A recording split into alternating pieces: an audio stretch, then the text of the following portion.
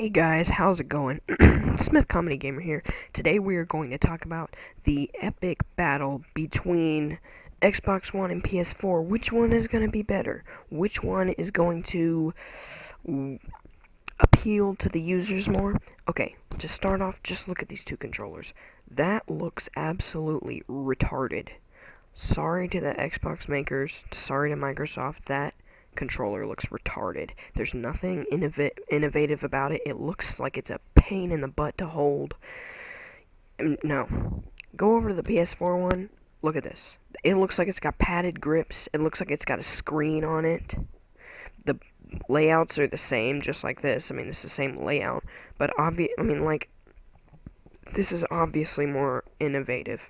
So now let's just look at the facts. So Sony PS4 and Microsoft Xbox One are doing battle with their 8-core AMD technology. Now that both the Xbox One and the PS4 have had their respective launch events and subsequent press conferences at E3, I'm in a position to compare what they offer after, watching it and everything. So the two consoles certainly look like each other.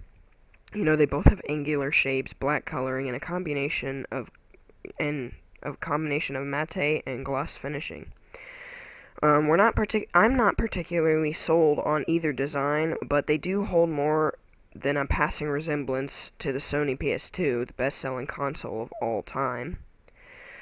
So let's just take a look at the features, services, and peripherals of both consoles.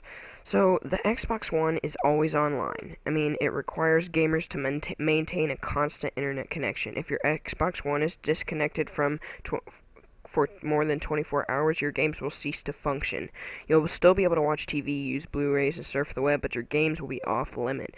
This has made a lot of gamers mad, so it should surely be a huge advantage for Sony that the PS4 has no such limitations.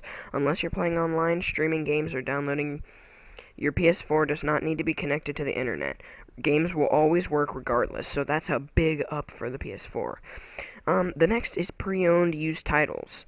Another huge win for Sony comes from the realm of used games, where Microsoft is allowing publishers the right to set their own rules with regards to allowing them to be resold. Sony is doing no such thing.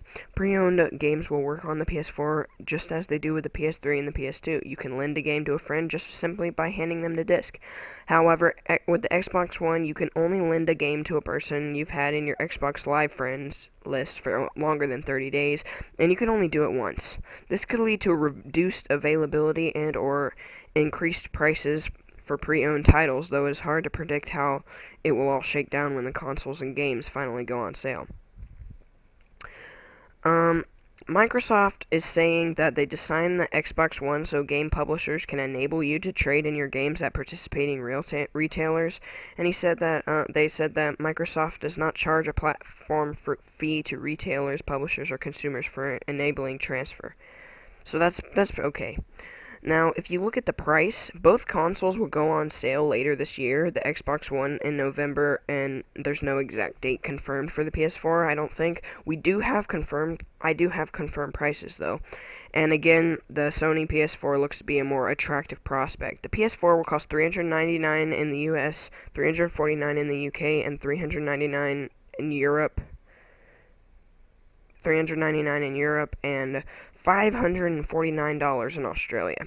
But the Xbox One, meanwhile, will cost a lot more.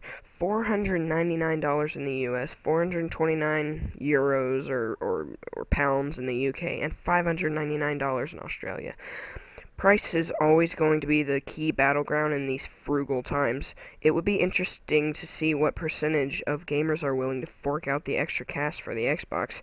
With all the, why would you want to pay more for so much limitations? The PS4 is innovative. The PS4 is not always online. The PS4 you actually get to play games if you have no internet connection, and PS4 still has discs. Why would you want to pay extra for the Xbox? The Xbox is just going to have so many limitations, and it's just not going to be fun to play. And the controller looks like crap. So, now let's look at the graphics.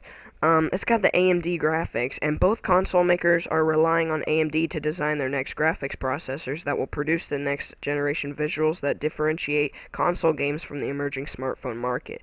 The Xbox One marries its GPU to the CPU in a system-on-chip design, according to Wired, with with direct 11.1 support. The single 40nm SoC really contrasts with the two dedicated 90nm chips found in the Xbox 360.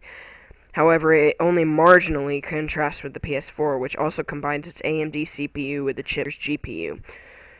So, PS4 is going to have much better graphics. In the case of the PS4, the graphics processor is described as a semi-custom AMD Radeon that runs at 1.8 TFLOPS. Sony scores with an 8GB GDDR5 RAM.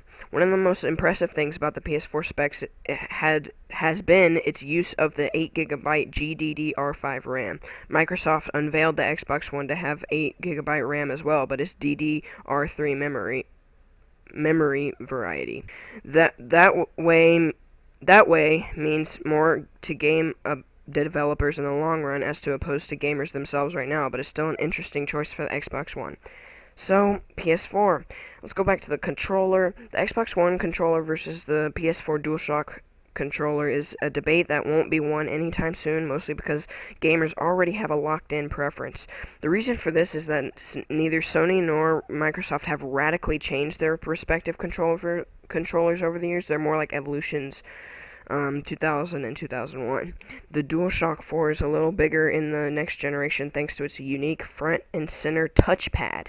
So how that works, in the PS4 when you click the home button and the little menu comes up, well, you're going to be able to control the menu from your actual thing. This thing right here is going to allow you to control your menu. So if you're playing a game, you don't really feel like doing it, get your friend to come over here and start doing stuff on the keypad. That means you don't have to exit the game to get on the PlayStation Store. So it's just a lot easier.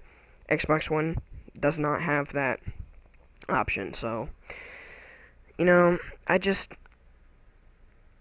and then there's the Kinect and the PS4i, and so just, overall I think PS4 wins this. It's cheaper, it's more innovative, and why would you want to pay more for limitations? There's so much limitations with Xbox One. No discs, you can't trade games, there's no used games. It's just ridiculous. And say your internet connection goes out, no more playing video games. PS4, your internet goes out, you can do it. You can trade discs. There's also downloading on the PS4, just like it was on the PS3, except all games will be available for download, so that's great.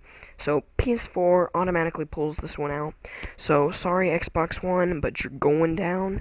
Thank you if you enjoyed this. If it helped you any, please leave a like. Comment below what you think is going to happen, who you think is going to be the better console, and explain why. Don't just be like Xbox all the way or PlayStation. I don't even know. Just don't do that. All right. Leave a reason. There has to be a reason. You can't just be like, oh, I've had an Xbox 360 and stuff, so I automatically have to go with the Xbox One, or vice versa with the PS4. So please leave a like for this. PS4 wins, in my opinion.